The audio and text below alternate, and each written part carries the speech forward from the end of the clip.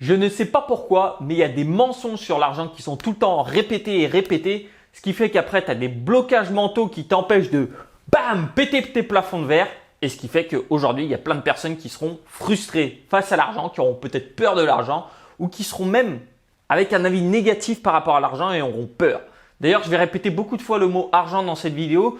Donc pour ceux à qui ça fait mal aux oreilles, soit vous mettez mute, vous pouvez mettre juste les sous-titres. Ou sinon, il y a plein d'autres vidéos sur YouTube, je vous invite à les regarder ailleurs. Le premier grand mensonge sur l'argent, et je vais t'en donner 8, c'est l'argent ne fait pas le bonheur. Alors, je suis bien d'accord que voilà, l'argent ne fait pas le bonheur et après on va dire, mais il y contribue fortement. Ce qu'il faut, c'est se dire simplement, tu vois, Booba l'a interprété mieux que moi. L'argent ne fait pas le bonheur ne remplit pas l'assiette. L'argent ne fait pas le bonheur ne remplit pas l'assiette. Parce que quand tu n'as pas d'argent, tu as beaucoup de problèmes. Et ça ne veut pas dire qu'il faut avoir beaucoup d'argent. Parce que je pense que c'est plus important d'apprendre à vivre avec moins d'argent que d'essayer d'avoir toujours plus et de rentrer dans le système de consommation. Donc, il ne faut pas aller dans le sens inverse, tu vois, du proverbe. Mais l'argent ne fait pas le bonheur. Il faut aussi savoir que les principales disputes dans un couple, c'est les tâches ménagères, c'est payer l'éducation des enfants, c'est toutes ces choses-là. Et ça peut être réglé avec l'argent. Donc, il y a déjà beaucoup de problèmes que tu peux t'enlever. Et même si tu regardes sur toi-même, sur ce que tu fais dans toute ta journée, il y a peut-être des choses qui t'embêtent et tu es obligé de les faire et tu aimerais bien avoir plus d'argent pour éviter de les faire. Par exemple, moi, il y a un truc, j'aime pas faire le ménage. À chaque fois, je vais prendre quelqu'un pour faire le ménage. Parce que ça ne coûtera pas si cher que ça et ça permet d'augmenter mon niveau de bonheur. Étant donné que je vais pouvoir le passer à lire, à faire du sport, à aller voir des potes, tu vois. Et mon niveau de bonheur entre être en train de faire le ménage et passer du temps avec des potes, c'est pas tout à fait le même niveau, tu vois. Donc l'argent ne fait pas le bonheur. L'argent fait le bonheur pour beaucoup de personnes, on va dire. Voilà, on va se dire ça. Comme ça, on prend pas trop de risques, hein, tu vois. Le deuxième mensonge, il faut de l'argent pour faire de l'argent. Mais je ne sais pas qui a inventé ce proverbe, mais ça devait être quelqu'un qui était royal sur la procrastination, de ne pas se mettre en face de ses erreurs et un bon gros feignant. Parce que pour faire de l'argent, tu as deux solutions. La première, c'est d'échanger ton temps et ton énergie contre de l'argent. Donc, je pense que tout le monde a du temps et de l'énergie en fonction de tel ou tel niveau. Je ne sais pas, tu peux aller faire une mission de flyer, tu peux aller prendre des missions en freelance, tu peux prendre un job, il y a tout un tas de choses. Tu peux créer une entreprise. Bref. Tu échangeras ton temps et ton énergie contre de l'argent. Alors, le mieux, c'est d'échanger les idées. Hein, c'est ce qui rapporte le plus. Et la deuxième solution, c'est de prendre l'argent que tu as fait pour l'investir. Parce que investir ton argent, tu vas faire de l'argent sur l'argent que tu as investi. Donc, sans travailler. Eh oui. Et ça, il faut vraiment y penser. Le troisième mensonge, je vais te prendre 2 billets pour t'illustrer ça et que ma mère m'a répété je ne sais combien de fois. Un tien en vaut 2, tu l'auras. C'est-à-dire que si je te donne 500, ça vaut plus que si demain je te donne 1000. Alors là, je suis désolé, mais ça, c'est le pire truc auquel tu peux penser.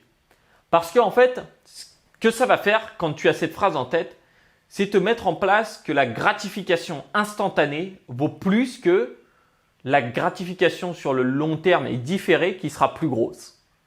C'est-à-dire que la plupart des personnes, une grande majorité, on va dire, de la population, va se concentrer sur avoir de l'argent maintenant contre avoir plus d'argent demain. Là, je t'ai pris l'exemple, tu vois, par exemple, soit je te donnais 500 € maintenant, soit je te dis, je te donne 1000 € demain. J'espère que tu choisis les 1000 € demain. Mais ça se trouve, tu vois, ça aurait pu être, je te donne soit 500 € aujourd'hui, soit 1000 € dans un mois. La plupart des personnes vont peut-être choisir d'avoir les 500 € aujourd'hui plutôt que d'attendre un mois pour avoir le reste. Parce qu'elles voient 500 €, elles vont se dire « Ah bah ok, je vais pouvoir m'acheter un nouveau téléphone ou un nouveau sac ou un nouveau machin. » Et tu vois, elles vont penser comme ça directement sur la consommation que moi, je vais me dire, et normalement, en tant qu'un bon investisseur, tu vas te dire « Ok, j'attends un mois et j'ai 1000 €. Quelle est la probabilité que j'arrive à transformer 500 € si on me les donne aujourd'hui en 1000 € demain, enfin dans un mois ?» Il y a très peu. Il y a vraiment peu d'investissements où tu vas pouvoir faire ça. Il y aura beaucoup de risques. Du coup, moi, je vais dire, OK, j'attends les 1 mois pour avoir ça. Par contre, si tu me dis, je te donne soit 500 € aujourd'hui ou 1000 € dans 5 ans ou 10 ans, je vais te prendre les 500 € aujourd'hui. Parce qu'avec la force des investissements, j'aurai gagné plus que ce qui est arrivé après. Donc, 2 tu l'auras vaut toujours plus que 1 tiers. Ça, c'est à retenir. On n'emporte pas sa fortune au cimetière. J'en parlais juste avant. Eh bien, justement, ça, c'est encore pour nous inculquer le fait qu'il faut consommer, il faut dépenser, il faut dépenser, il faut dépenser. C'est-à-dire ne pas investir, ne pas construire un empire et simplement, eh bien, mourir les poches vides. Alors, en soi, c'est pas idiot. C'est vrai que ça sert à rien de partir au cimetière avec de l'argent ou autre. Mais peut-être que l'argent aurait servi à d'autres personnes plus qu'à toi. Parce que si tu as investi et que ton capital a grossi, eh bien, le jour où tu décèdes, peut-être que tu as donné une partie à tes enfants, tes petits-enfants, je ne sais pas, peu importe, ça peut les aider dans la vie, tu vois.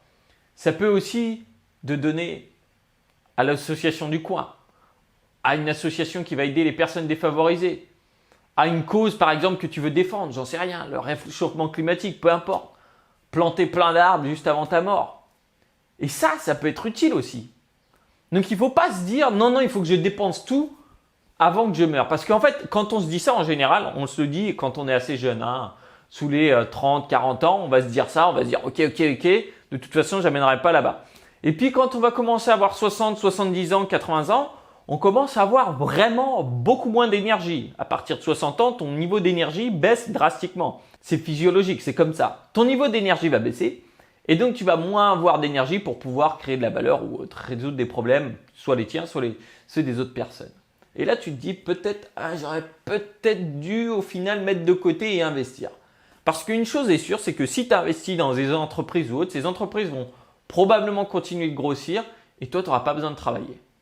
Puisque c'est elles qui vont travailler pour toi. Et ça, c'est la belle magie quand même, de l'argent. L'argent, on peut s'en servir pour tout. C'est un outil de communication. Parce que c'est vrai qu'on ne veut pas parler d'argent, on ne veut pas parler de combien on gagne, on ne veut pas parler des problèmes d'argent, on ne veut pas parler de ce qu'on fait avec notre argent. Pourtant, tous les jours, on utilise je ne sais combien de fois l'argent. Il faut savoir que l'argent, c'est l'outil principal de communication aujourd'hui. C'est l'outil principal. Les gens vont rapidement te demander combien tu gagnes. Dès que tu vas au commerce ou autre, tu vas échanger de l'argent. Donc ça, c'est une communication. C'est la valeur que tu as créée avant que tu échanges contre de la valeur que tu veux aujourd'hui. Et c'est pour ça qu'il faut vraiment se dire, l'argent, c'est un outil de communication, point barre. Et soit tu choisis de bien savoir communiquer avec l'argent, soit tu choisis de galérer, entre guillemets. Le 5e point, le 5e gros mensonge, et je me suis dit qu'on allait taper fort un petit peu, c'est on s'enrichit sur le dos des autres. Et ça, je ne sais pas qui a commencé à sortir ce mensonge. À mon avis, ça devait être quelqu'un, tu vois, qui avait eu un peu de mal à atteindre ses objectifs, qui avait peut-être pas réussi, qui avait eu des blocages ou autre. Puis il s'est dit, bon bah voilà, je vais choisir le bon côté. Je dis que ceux qui sont enrichis, c'est forcément au détriment des autres. Et j'aimerais bien qu'on m'explique comment. Parce qu'en fait, en général, une personne va créer de la valeur. Alors, qu'est-ce que ça veut dire créer de la valeur? Créer de la valeur, c'est résoudre un problème.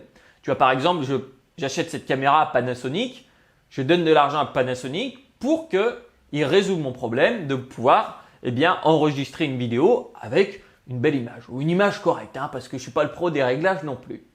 Pareil, là, cette vidéo est sur YouTube. Alors, je n'ai même pas eu besoin de donner de l'argent à YouTube.